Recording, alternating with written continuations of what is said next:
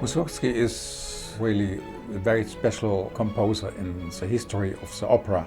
He developed completely new style. He developed leitmotiv like Wagner, was the same time as Wagner, but he is using this in another way. He is using music from the people. The story for us of Boris Godunov, we see in fact three stories in this piece. One story is this story about Boris and his feeling of guilt. The role I play in Boris Godunov is the title role, the Tsar Boris.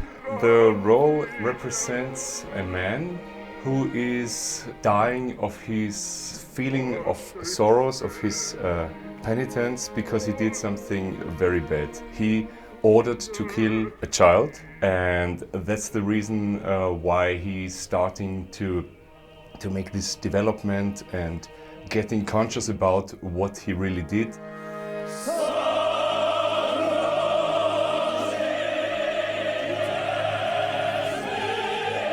I said something about the leitmotiv, and there's one fantastic example for me.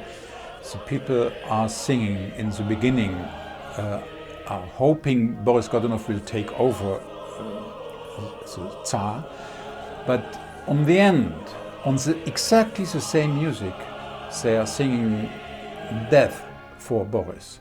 So you can see how it's possible to manipulate people. That's something what really Musorgski tries to show in this piece. And he shows it very clear with the music.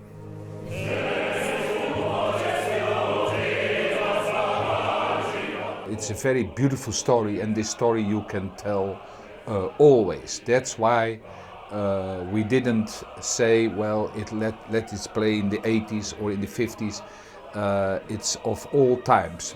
It's because sometimes you see that in the set, that's a big building out of the communist period, a palace who belonged to the people. The communists built in that time a lot of that sort of buildings, but in the end it was not for the people, it was for the high shots in the society.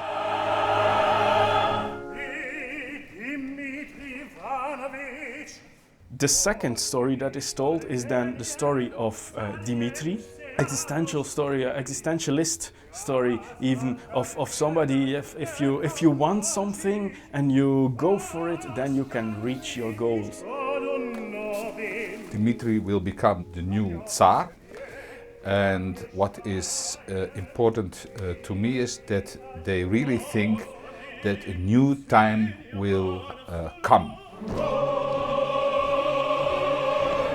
The people are the third layer or the third story, and there it's interesting that we play these two versions of the piece, a mixture of the two versions, because in the first version of Musorgski the people were just a passive mass of people, hungry, dying of poverty, and they never revolted against power.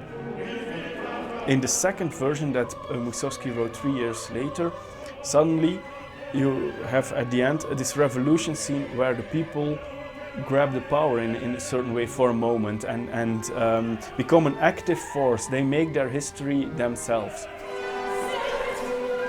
I think that people have the right to believe that things could change. I believe in the future, and we shall believe in the future.